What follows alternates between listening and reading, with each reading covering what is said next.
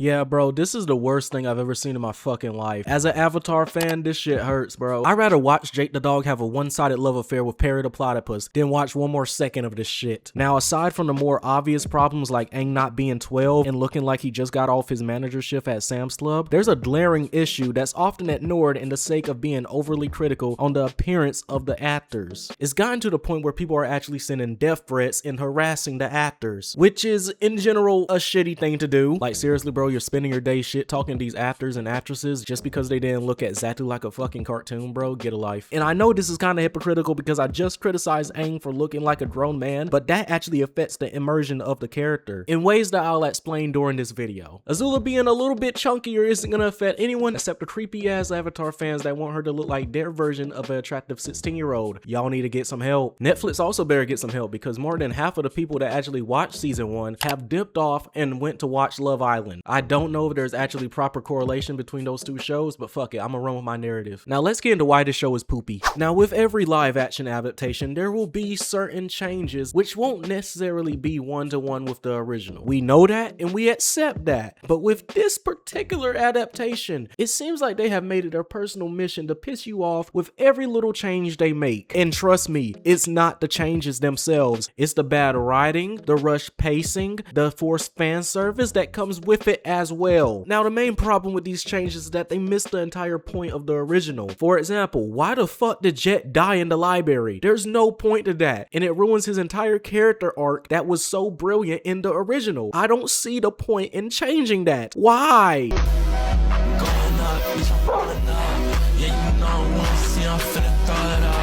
And this is far from the only instance of them going a completely different direction with a character and in turn ruining what made that character brilliant in the first place. Because yes, they have a lovely track record at that. Look no further than the main fucking character. Yes, let's make Aang, the known poster boy of childlike wonder, into an insecure teen who's more cringy than Andrew from Bitmouth. Like, they really dropped the fucking ball on this character, man. I gave season 1 the excuse of at least being better than the Shyamalan version, but at this point, I don't see any difference. Because at least the Shyamalan version kept him at an accurate age. Now I know this time they're trying to go for a different approach of making the series span years instead of months like the original did. But here's the problem with that. It removes the urgency. In Aang being tall as fuck, having a deep voice, and having an Adam's apple. It's just weird to see this, bro. It's like I'm looking at a cosplayer. This is not Aang. They should have just called him Ung. In the original, Aang had to learn all 4 elements in the span of a year. Now it seems like he got all the time in the world to lollygag and fuck around. And the reason for the series making this change is because Hollywood just loves their bit productions that are too big and expensive to make more than 8 episodes. And here's the problem with that. With Avatar in particular, you need all the episodes you can get in order to develop characters, in order to develop relationships, all of which are lacking in this adaptation. And there's no bigger example of lack of character development than Azula, because she doesn't even feel like a threat anymore. And no, it's not because of her weight or anything of the sort, it's because of the weight of the fucking writing. Now, while the actress's acting improved since season 1, it's never really been about her acting. It's always been about the writing and how this has been directed. Because honestly, this isn't Azula. This isn't even a poor imitation of Azula. She's just a completely different character. Because in the original, Azula is introduced more slow. Every appearance she has builds on her reputation. She manipulates people with confidence and she rarely loses her composure. And I'm not saying that she doesn't have these insecurities in the original, because of course she does, but she doesn't reveal them until the latter half of the series. You know, when she goes completely bonkers. Now the Netflix version, she reveals her insecurities almost immediately. Ozai is definitely much more openly manipulative towards her, and instead of feeling confident, she often comes across as desperate for validation. And this is all because her vulnerability is shown so early that fans like myself feel like she loses her intimidating, and I hate to say this word, aura that made her so iconic. And a major part of the problem is because her introduction is so weak. Because in the animated series, she uses fear to recruit Mei and Ty Lee, but most of that setup is skipped or condensed, and a lot of it is expecting you to know the characters before actually introducing the characters. This version of Azula feels more like Regina George than a military prodigy, because instead of being feared because she's the most dangerous person in the room, she comes across as simply being rude or emotionally unstable. She kind of just feels like a spoiled brat. And the same criticism applies to both Mei and Ty Lee, because they don't don't feel like themselves either. Like at one point they kill people, which is gonna make their redemption arcs a lot harder to believe. That's if they even add a redemption arc, because at this point I don't know what they're gonna do next. They might fuck around and make Ozai start twerking at one point. I don't know what's next for this show. Well, maybe if you're lucky, we'll give you some good fan service. Remember when the original show said, "My cabbages"? Remember when she said there's no war in Ba Sing Se? Oh, she didn't say that? Well, fuck you, I'm gonna keep it in the show anyway. Yeah, can they stop with these dumbass references and actually focus on what matters? Like not butchering the character of Iroh? Fuck you mean? Welcome Iroh to the White Lotus.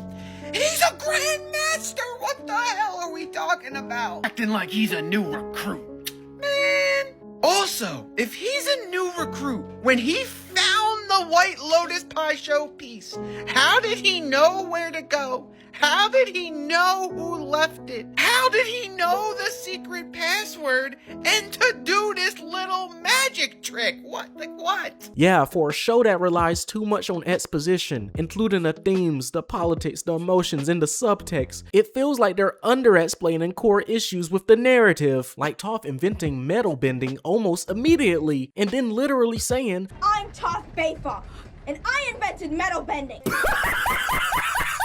Or how about Aang learning earthbending in a span of a few episodes? You know, in the original when he learned it through rigorous training and internal conflict? He skips all of that. Just like the show skips on telling us the emotional or spiritual impact of Aang going into the Avatar state over and over again, which makes it feel less dangerous than the original. Or Katara randomly becoming the Painted Lady a season early in Ba Sing Se. It just makes me wonder, did they even turn on the original series? Or were they too busy disrespecting the creators? And something else they can't seem to explain, why does this show look AI generated? Holy shit. And while the overall action is better from last season, it is still not as energetic as the animation, which is why I will never understand the need for live action adaptations nowadays. Executives, why are you clamoring to make something live action if it's not even gonna capture a morsel of the original's magic? Just leave it alone. But I do feel like throughout this video I've been dogging it way too much. Let me list some of the positives.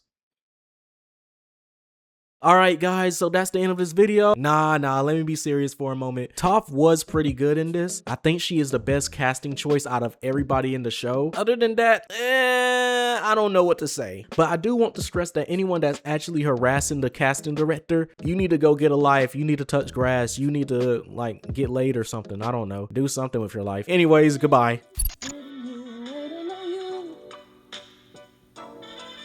Waiting.